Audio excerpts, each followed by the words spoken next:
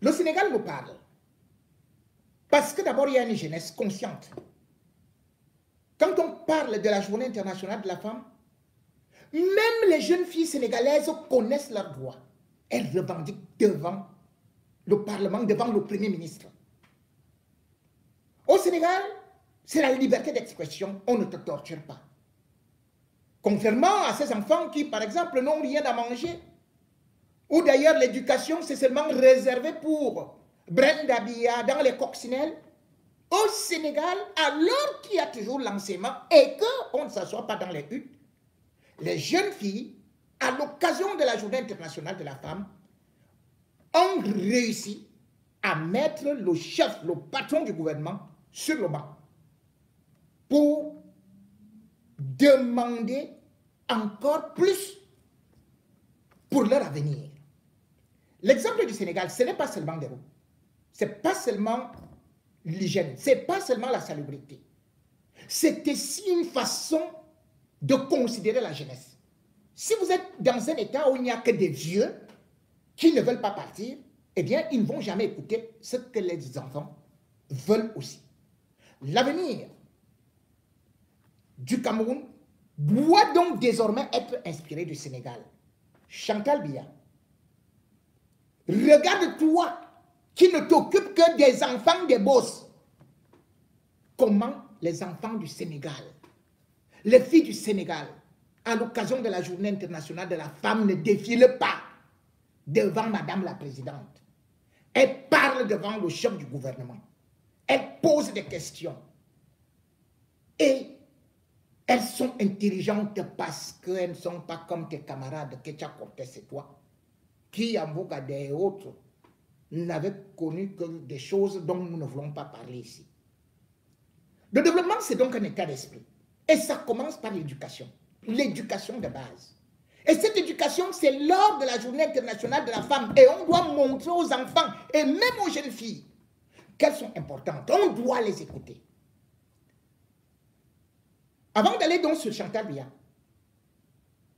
vous, vieille femme du gouvernement, vous qui dites que vous êtes là pour l'éducation de ces enfants, toi, ministre de l'éducation et de la jeunesse, qui n'a jamais écouté une jeune fille, écoute ceci. Mesdames et messieurs les membres du gouvernement, mesdames et messieurs les représentants du patronat, honorables représentants des syndicats. Elle a à peine 13 ans. Je me tiens aujourd'hui devant vous, non seulement en tant qu'élève, mais aussi comme la voix de milliers de jeunes Sénégalais qui rêvent chaque jour d'un avenir meilleur à travers l'éducation. Je prends la parole avec humilité, mais aussi avec gravité, car ce dont nous parlons aujourd'hui ici n'est rien de moins que l'avenir de notre pays. L'école sénégalaise est en souffrance. Elle souffre du manque d'infrastructures adéquates, d'équipements insuffisants, de classes surchargées, où il devient difficile d'apprendre et d'enseigner. Elle souffre du manque de manuels scolaires, de laboratoires dignes de ce nom, de bibliothèques vides là où elle existe encore. Elle souffre de l'angoisse de chaque rentrée scolaire où nous, élèves, ne savons pas si nous irons au bout de l'année scolaire sans interruption. Elle souffre enfin de ces grèves à répétition qui compromettent nos chances d'acquérir le savoir et la formation nécessaire pour bâtir notre avenir. Mesdames et messieurs, nous ne voulons plus être les otages de ces conflits. Nous ne voulons plus voir nos années scolaires amputées par des interruptions qui nous échappent. Nous comprenons les revendications des enseignants. Nous respectons leur engagement et leur combat pour de meilleures conditions de travail. Mais nous, encore une fois élèves, avons un message très clair. Nous voulons apprendre, nous avons le droit d'apprendre.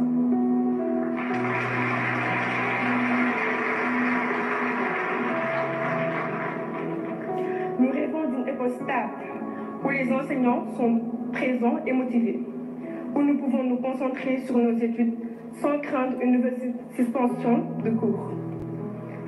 Nous ne voulons plus d'un système où la qualité de notre formation dépend de la durée des grèves. et des négociations. L'éducation est notre bien le plus précieux. Elle ne peut plus être prise en otage. À l'État, Monsieur le Premier ministre, nous lançons un appel solennel. L'éducation n'est pas une dépense, c'est un investissement.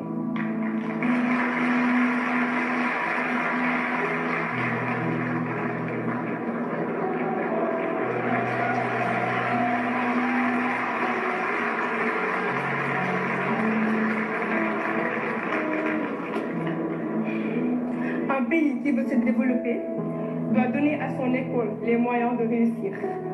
Cela passe par des infrastructures modernes, des enseignants bien formés et motivés, des ressources pédagogiques adaptées à notre époque. Cela passe aussi par une planification rigoureuse qui anticipe et règle les problèmes avant qu'ils ne deviennent des crises. Monsieur le Premier ministre, Mesdames et Messieurs, nous, élèves du Sénégal, voulons croire en un avenir meilleur. Nous voulons croire que nous ne sommes pas condamnés à voir chaque année notre parcours scolaire mis en péril. Nous voulons croire que nous comptons, que nos rêves comptent, et que cette rencontre ne sera pas qu'une discussion de plus, mais plutôt le point de départ d'un engagement ferme et durable.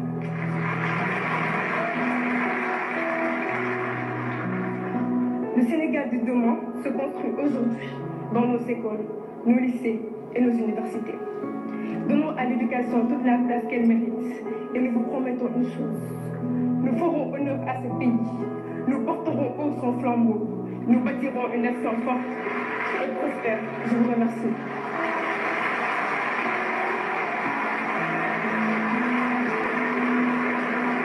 Brenda, pendant ce temps, ouvre tout simplement ce que l'on appelle les usines et les boutiques de N'Djansan. Mesdames et messieurs, Chantal Biya s'en fout de tout le monde. Elle ne regarde pas les enfants. Et d'ailleurs, pour la journée internationale de la femme, elle va seulement prendre la place de son mari pour s'asseoir parce qu'elle est déjà au trône. Oui, à l'instar de la femme d'Ali Bongo, Chantal Biya préfère voir les gens défiler devant elle, oubliant que pendant la journée internationale de la femme, Oligingema, Madame Oligingema, Zita Oligingema, va non seulement dans les campagnes, voir la femme rurale, mais surtout elle imite aussi Madame Ouattara Dominique. Chantal Biya est-elle au courant? Comment ces femmes fêtent la journée internationale de la femme avec des femmes pauvres à qui elles donnent, avec des enfants, des jeunes filles pauvres qu'elles récupèrent pour encadrer. Chantal Biya, la folie des grandeurs. Sauf qu'aujourd'hui, elle est complètement écartée de ce qu'on peut appeler les premières dames africaines. Elle ne fait plus partie de leur giron. Et une seule chose est là, c'est qu'elle a oublié qu'en amassant cet argent, avec tout cet égoïsme-là, elle n'emportera rien. Les premières dames descendent souvent dans la boue pendant la journée internationale de la femme. Mais Chantal Biya sur son 31, avec ses talents, Jeanne Hélène allait dans des plantations, y compris en Bala, et même avant de mourir. Mais Chantal Biya, elle est sûre qu'elle ne va pas mourir. Elle est sûre qu'elle va régner au palais pour de bon. Qu'on lui demande, qu'on lui dise où se trouve Germaine Aïdjo qui était dans ce palais. Justement là où elle a envoyé son ami au Sénégal, un pays musulman. Un tout petit truc comme ça. C'est là où on a enterré la première dame. Tu n'emporteras rien. Les perruques, les ors, et tout ce que tu as là des milliards. Chantal Biya, tu finiras aussi. Comme moi, comme ces pauvres, comme tout ce monde. Et surtout la journée internationale de la femme de apporter et que cette quelqu'un humilité. entre là-dedans. Lorsqu'on te dépose, Allah Azza wa Jalla il te dit وَلَقَدْ جِئْتُمُونَا فُرَادًا كَمَا خَلَقْنَاكُمْ أَوَّلَ مَرَّةٍ وَمَا نَرَىٰ مَعَكُمْ شُفَعَاءَكُمُ الَّذِينَ زَعَمْتُمْ أَنَّكُمْ فِيكُمْ شُرَكَاءُ لَقَدْ تَقَطَّعَ بَيْنَكُمْ وَضَلَّ عَنكُمْ مَا كُنتُمْ تَزْعُمُونَ. Allah dit lorsqu'on te dépose, Allah dit لَقَدْ جِئْتُمُونَا فُرَادًا. Voilà que vous êtes venus aujourd'hui à moi seul, sans les habits, sans les maisons, tel que vous êtes nés pour la première fois, avec rien. Ça, c'est au cimetière Où de sont, Douala. n'est-ce pas, vos relations? Où sont ces gens-là? Il y en a plus. Et puis, les sœurs, et alors le soleil se lève où? Là. Voilà la Qibla. D'accord? Et une fois que tu es venu, on repose, n'est-ce pas, la musulmane face à la Qibla. Pourquoi on vous le dit, vous les femmes? Pourquoi on vous demande de venir rendre visite ici, là? Auquel certains même de nos savants, et ils disent que ce n'est pas l'enseignement, pourtant c'est l'enseignement du prophète. Vous êtes obligés, vous femmes, de connaître ici. Wallahi, les femmes de Gaza en Palestine, Wallahi, c'est elles qui attirent les hommes. Où sont les gens de la FCA? Les gens de Badi, vous êtes présents? Combien de hommes on a tués? Wallahi, finalement, c'est les femmes qui ont enterré, n'est-ce pas, les hommes. Vous êtes obligés, n'est-ce pas, d'apprendre de tout cela. À savoir creuser la tombe. Qu'Allah nous facilite seulement la guerre. Mais Wallahi, les femmes de Gaza, elles connaissent ce que je suis en train de dire là. Elles connaissent ça mieux que nous. Elles ont prié sur les cadavres, n'est-ce pas, de leurs époux, de leurs frères, de leurs oncles, parce que les hommes sont tués. Et il n'y a que des femmes. Voilà pourquoi vous êtes obligés. La Qibla, c'est là où on regarde et on va coucher quoi? Le mort. Mes soeurs, regarde comment tu seras couché. Le jour, Wallahi, c'est ainsi. Sur ton ainsi, comme ça. Tu es couché ainsi. Devant toi, c'est la terre. Derrière toi, c'est la terre. Et sur toi, on va baisser, n'est-ce pas, la terre, les soeurs. Enfin, Wallahi, les soeurs, craignez Allah. Craignez Allah. Craignez Allah. Suivez Allah et son prophète. Wallahi, ce jour-là, Rasulullah dit, la terre, si elle commence à s'approcher, celui-ci elle commence à s'approcher, les côtes ici, là, la côte droite, entre l'espace sur la gauche, et puis maintenant, Allah te sauve si tu es un espace croyant. Wallahi, ma soeur. Toi, qui va chez les marabouts, fais du mal à ton mari, fais du mal à ta co-épouse, fais du mal à ta soeur, parce qu'Allah lui a donné une élévation. Crains Allah. De sur quoi le marabout te demande de prendre des talismans, de prendre des amulettes. Tu viens creuser la tombe d'un individu. Tu enterres des choses là-dedans. C'est la paix. C'est la paix. C'est le tu content qu'on te le fasse. Wallahi, craignons les sœurs. Craignons Allah Azza wa Jalla. Et pensons ce jour. Ce jour ici, regardez, il n'y a pas moyen de me tourner ici, dans notre lit, à la maison. On peut, n'est-ce pas? Voyez, je n'arrive pas. Wallahi, je n'arrive pas, les sœurs. Voilà pourquoi les sœurs, une fois que tu es couché, on va prendre des planches qu'on va, n'est-ce pas, mettre là, et on va te couvrir. Tu seras seul face à ton œuvre, face à tes œuvres. C'est l'occasion pour nous, les sœurs. Répentons-nous vers Allah. Répentons-nous vers Allah. Il y a parmi les femmes qui ont tué des enfants, qui ont avorté des enfants. Des femmes mariées aujourd'hui dans la ville de Douala. Wallah, ils craignent Allah. Le mari met l'enfant. Un enfant. Cette vidéo illustrative interpelle celles qui croient et se croient toutes puissantes. Le palais de Toudi est hanté par les tombes parce qu'il faut faire des sacrifices. Le livre des titres suédois nous dit encore plus, avec les 9 vierges qui y ont été enterrées. Juste parce qu'il faut que Paul Biya Chantal continue à y vivre éternellement. Le palais du Tudi a connu toutes sortes de marabouts. Le palais du Tudi, aujourd'hui, l'argent du Cameroun va aux médecins étrangers qui y squattent uniquement pour Paul Biya et Chantal Biya. C'est des milliards qui sont dépensés. Et le pauvre peuple, lui, il est en train de copier. Pour la journée internationale de la femme, Chantal Biya n'a jamais pensé à d'autres familles. Pour la journée internationale de la femme,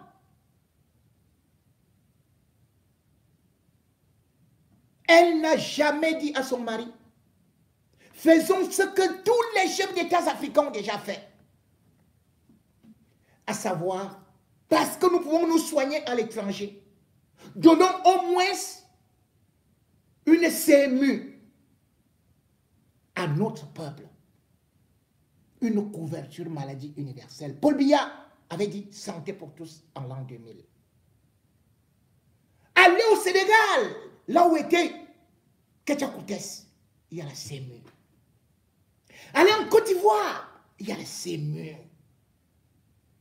Ici même, au Gabon, la couverture maladie universelle existe depuis 2007, créée par Omar Bongo. Le Gabon est-il plus grand que le Cameroun? Parce que Paul Biya préfère que ce soit seulement Chantal, ses enfants et sa famille qui bénéficient des bons traitements à l'étranger. Au Gabon, bien évidemment, la couverture maladie veut dire tout simplement que quand tu es malade, tu vas, on te soigne. Il y a même des maladies où que tu ne vas jamais rien payer. C'est l'État qui prend cela en charge. Et comment? Ce n'est pas le pauvre qui finance. Parce que c'est la première dame qui avait demandé à ce que cela soit mis en place. Et dit. Et ça avait été mis en place comment? Par le financement des, comment on peut appeler, des réseaux mobiles, de la téléphonie mobile, qui finance à 10%, le patronat à 1,5% et le reste c'est l'État.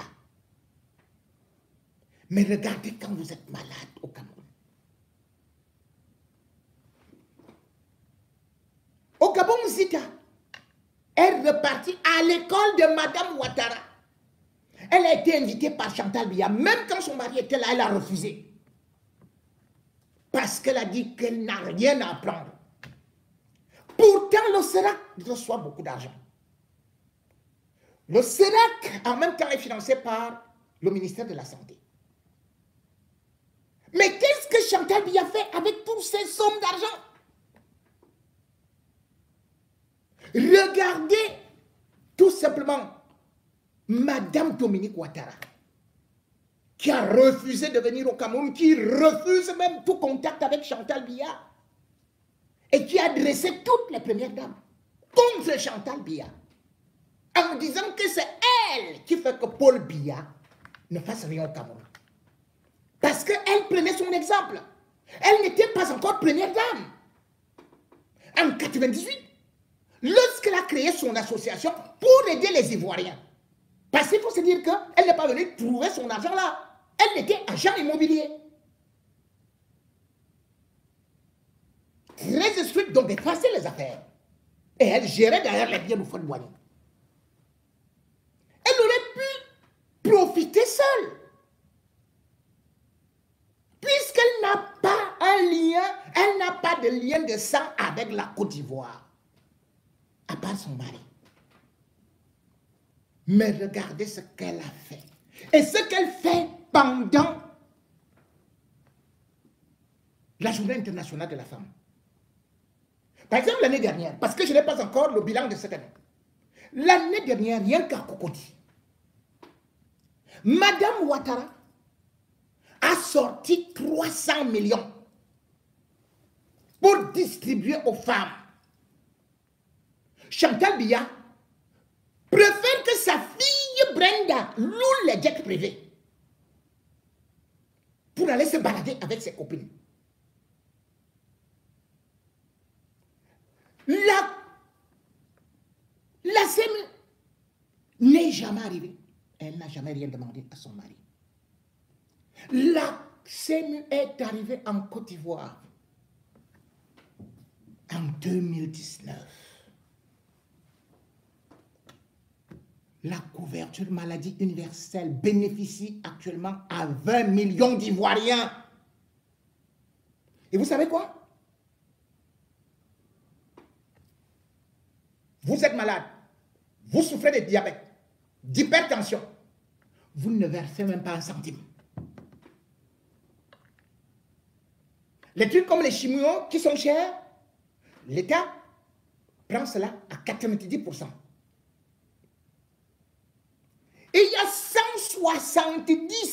170 maladies qui sont soignées en Côte d'Ivoire gratuitement. Dès qu'on te diagnostique ça, d'abord tu ne paies pas à l'hôpital et au-delà de ça, tu y as des médicaments gratuitement. En Côte d'Ivoire. En Côte d'Ivoire. Et il y a 500 pharmacies privées qui te reçoivent, de jour comme de nuit. Dès qu'on voit tel médicament, on donne. Dites-moi,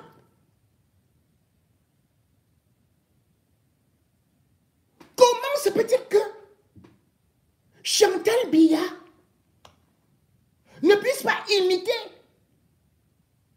cette femme-là? Qu'elle n'aille jamais, vous n'allez pas la voir aller à tel ou tel endroit offrir ceci et cela.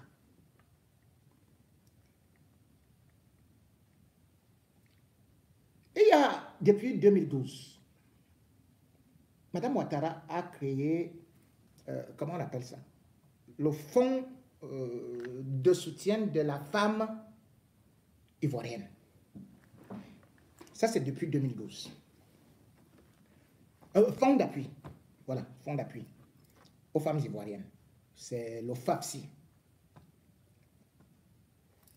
À quoi sert ce fonds? C'est pour des projets. Pour des projets. Et ces projets, il y a par exemple actuellement 130 000 adhérents qui bénéficient de ça. C'est-à-dire que ce soit la femme rurale, la jeune fille, et tout, et il y a le projet, ce n'est pas la magouille, ce n'est pas que ceci et cela, et ça aboutit correctement.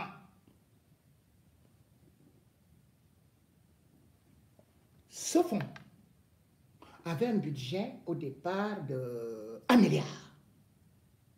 Maintenant, c'est 10 milliards. Pour les femmes ivoiriennes, 10 milliards. Regardez ce que le Cameroun dépense seulement pour les évacuations. C'est des milliards et des milliards. Et aucune femme, aucun projet n'est financé par Chantal Biya. Alors qu'elle reçoit, c'est-à-dire que les femmes des ministres cotisent, les femmes des ambassadrices cotisent. Mais où va l'argent? Chantal Biya n'aime pas le peuple camerounais. Elle n'aime pas le peuple camerounais, c'est tout. Elle n'aime pas le peuple camerounais. Quand vous voyez le fond,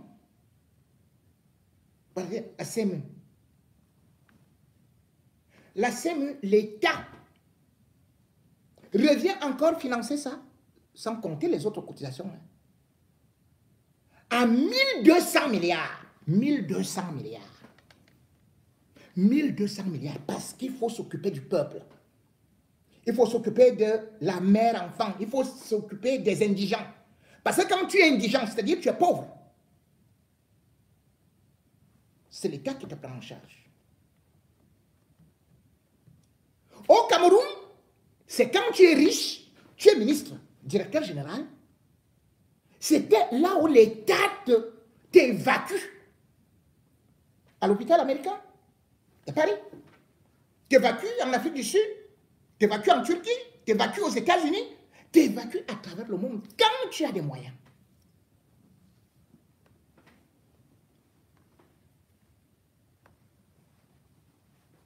Chantal Biya ne comprend donc pas que elle est dans une situation critique. Parce que toutes ces premières dames ont déjà vu son jeu exactement comme Grace Mugabe.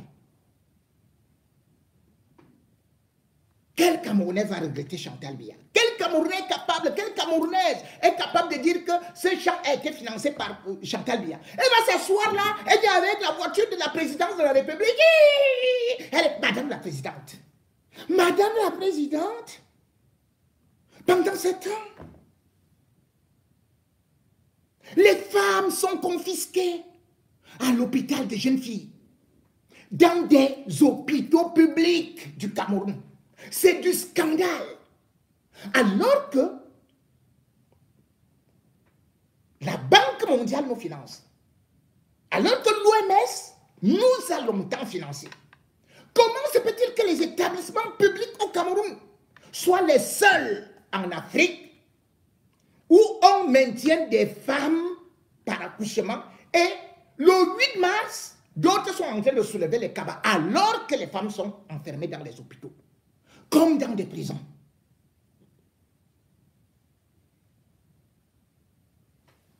J'ai vu dernièrement le directeur de l'hôpital central et son bâti à la retraite. Il dit oui, de toutes les façons, elles ne sont pas, c'est qu'elles sont malhonnêtes, machin, elles veulent s'enfuir. Ah! Parce que ça fait un manque à gagner de 30 millions. C'est-à-dire que l'État du Cameroun déclare qu'il est incapable de payer 30 millions, de financer les hôpitaux à 40 millions. Vous vous rendez compte que tout le Cameroun, là, a 504 couveuses.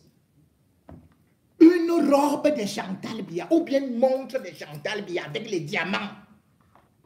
Achète toutes les couveuses des hôpitaux d'un pays de 475 000 km². Et l'argent reste même encore. Dans sa propre fondation qu'elle est partie voler à Jeanne-Hélène, Chantal est incapable de mettre des couveuses neuves là-bas. C'est des vieilles choses qui font déjà, qui peuvent même griller, brûler l'enfant. Et dans tout ça, il faut payer. On vous dit que nous sommes financés. Hein? Les autres pays font comment? Et surtout ces emprisonnements pendant la journée internationale de la femme, vous vous rendez compte? Pendant qu'on fête la journée internationale de la femme, je vais vous donner le nom d'une jeune femme qui est actuellement emprisonnée à l'hôpital La Quintini. Là, vous savez, on avait refusé de s'occuper de Matete, Monique, qui avait des jumeaux et qu'on avait fendu le ventre. Chantal Biya n'avait même pas agi, n'avait même pas réagi. Et là, c'est une fille qui pleure, qui interpelle Maman Chantal. Elle ne va jamais répondre. Elle s'appelle Lucie Elisabeth. Elle a 29 ans. Elle est enfermée dans la salle 39, lit 5. Et ceci depuis le 15 janvier 2025. Elle est en prison. Elle ne peut pas sortir avec son enfant. Vous allez dire que pourquoi? Parce que la Quintini lui dit, tu as encore un reliquat de 102 000 francs CFA. Elle avait déjà versé 200 000 pour les poches de sang. C'est-à-dire que les gens viennent vous donner le sang gratuitement dans un hôpital public. Vous revendez ce sang-là à 200 000. Dès qu'on vient avec une poche, allez, on facture. La journée internationale de la femme, elle n'a même pas mangé.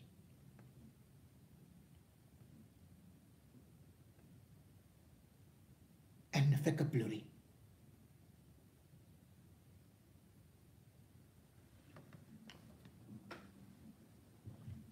donne les noms des prisonnières de Chantal Biya dans des hôpitaux. Parce que oui, c'est elle qui jouit des financements du ministère de la Santé, des financements de l'OMS et de toutes les autres organisations. C'est Chantal Biya. Et il y a un hôpital qui a été offert au Cameroun par les Chinois. L'hôpital gynéco-obstétrique. Donc un institut où l'État du Cameroun n'a pas dépensé. On vous offre. Les gens arrivent là-bas pour accoucher. Ou pour faire ceci et cela. Et on les enferme.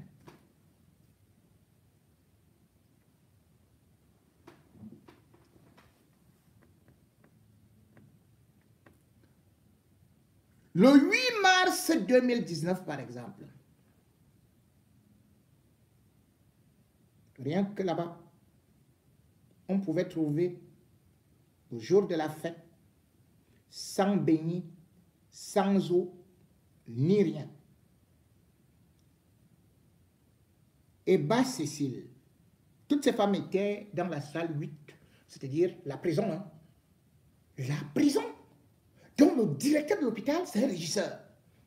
Et dehors là, il y a les vigiles qui veillent, de jour comme de nuit.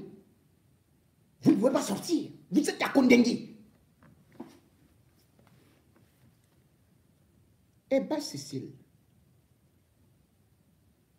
elle avait été maintenue pour 221 670 francs CFA. Parce qu'elle avait eu un kyste. Opération. Je peux vous citer d'autres noms des otages de Chantal Biya. Sylvie Evuna avait un fils de 6 mois. Ils ont été détenus pendant plus de 4 mois. Et elle avait une sonde. Donc même pour s'occuper de son bébé, c'était très compliqué. Elle pleurait comme un animal. On lui a dit qu'elle ne sort pas tant qu'elle ne peut pas payer 444 478 francs CFA.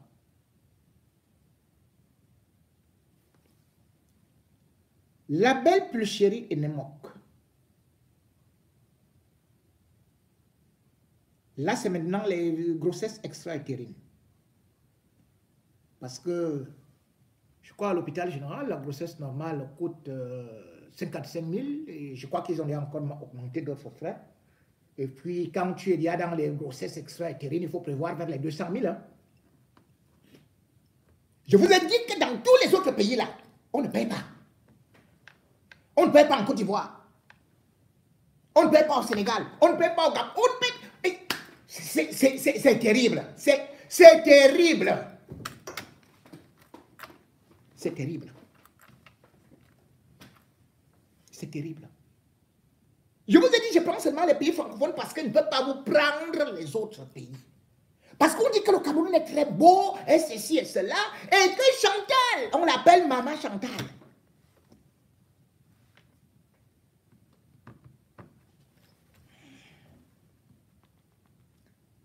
Elle, on lui revendiquait 207 650 francs. Je n'ai même plus de ces nouvelles. Ko Ateba Solange. Aux dernières nouvelles, elle était déjà là depuis plus de 6 mois. Elle s'est même montée peut-être 1 an. Pour une somme de 295 082 francs CFA. Toujours une grossesse extra-utérine. Messi Albertine. Même chose. Mais on lui demandait 200 800 francs CFA. Bikali Bernadette. Otage, enfermé, sans nourriture, même pas le gari, même pas de visite. 330 000. Et dans tout ça, vous dormez par terre hein, parce que il peut y avoir 3 lits et vous êtes 11. Comme par exemple, juste avant l'élection présidentielle 2018. Oui, on les avait enfermées à l'hôpital central. Elles étaient 11 pour 13 bébés. Elles dormaient par terre. Tu vas boire l'eau des chiottes. C'est là-bas aussi où tu fais la lessive. Tu ne peux pas sortir. Vraiment, Cameroun. Continue. Aïssatou, césarienne, n'avait pas payé 328 000 francs. Et bien évidemment, le professeur Frou Angwago, lui, il disait, comme à la banque, hein, que l'argent que vous ne payez pas là, ça doit doubler les intérêts. Et quand on verse même l'argent là, ça va tantôt dans leur poche ou ceci et cela. Vous ne comprenez même rien. Santé pour tous en l'an 2000. Nous sommes en 2025. Et il y a des sorciers qui continuent à dire que votez Paul Biya. Votez Maman Chantou.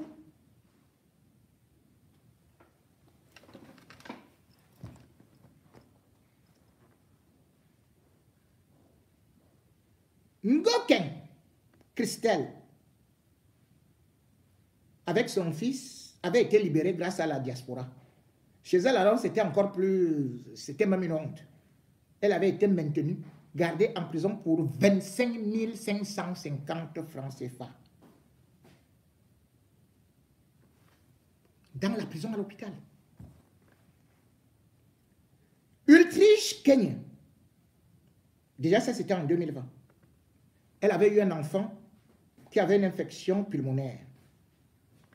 Mais elle était incapable de faire l'échographie. On a écrit à Chantal, on a écrit au ministre, on a écrit à tout le monde et tout. On a dit, on ne te fait pas l'échographie tant que tu ne paies pas les 35 000. Je crois que cet enfant d'ailleurs est parti mourir. Donc pour vous dire que la cellule A35, c'est-à-dire que dans nos hôpitaux, on crée des cellules. Et la première dame est au courant. Elle ne réagit pas.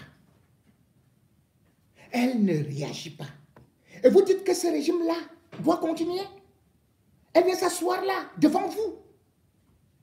Et vous passez là avec des plaques. Vous avez vu d'autres femmes faire ça? Chantal Biya ne vous aime pas. Mesdames et messieurs, vous n'avez qu'une seule chose à faire. Un régime qui n'a pas de cœur, un régime qui ne vous donne pas la santé, un régime qui ne protège pas vos enfants, un régime qui ne vous donne pas la sécurité sociale, un régime qui ne vous donne pas la mutuelle. 1% de Camerounais ont la mutuelle. 1%. Et ces femmes-là, les amis de Chantal Biya, sont méchantes. Regardez celle-là. La femme d'Akamo Foumou. La première, parce que vous savez qu'ils viennent se marier là. Vous avez vu ce qu'elle a fait le 5 mars? Elle a cogné Cécile Akamo Foumou. Elle est présidente de la Croix-Rouge camerounaise. Elle a cogné un journaliste de Canal 2, Veritudi. Il rentrait du travail. Je crois que ça devait être qui là, je crois, Arnaud Gueffa, qui d'ailleurs, lui-même déjà, je crois qu'il a un problème de... Bon, je ne sais pas. Violemment, jusqu'à ce que le rétroviseur s'est cassé. Cette dame est descendue avec son chauffeur pour aller menacer un piéton qui a été renversé, qui pouvait mourir là, un journaliste. Parce que les routes au Cameroun n'ont même pas de trottoir et tout. Et ils roulent comme ça. On a renversé ce monsieur. Et on vient encore l'oblimer. Si elle avait un peu de cœur, cette femme, elle aurait pu prendre, ne serait-ce que celui-là, pour l'amener à l'hôpital. Que non. Parce que c'est comme ça le système. Tout le monde qui est à côté de Chantal Biya. Ces gens n'aiment pas le bas peuple. Ils viennent du bas peuple, mais ils détestent leurs origines. La journée internationale de la femme, le mois de la femme, vous n'avez jamais vu Chantal aller dans des sous-quartiers. Vous ne l'avez jamais vu aller là où il y a les souffrances. Vous ne l'avez jamais vu aller dans les fonds des villages. Vous ne l'avez jamais vu à Maroua. Vous ne l'avez jamais vu avec les femmes qui ont perdu leur mari, avec les femmes qui sont avec les orphelins. Vous ne les voyez pas. Elle ne reçoit que les femmes des enfants des DG. Dans une école que son mari et elle ont créé, les coccinelles. Ce sont leurs enfants qui exploitent au Cameroun. Ce sont leurs enfants qui pillent au Cameroun. Et ce sont leurs enfants qui bénéficient des frais de santé. Vous ne pouvez pas, alors que vous ne pouvez même pas survivre, continuez à dire que donnons-lui encore 7 ans. En cas de maladie, vous faites comment? Vous mourrez.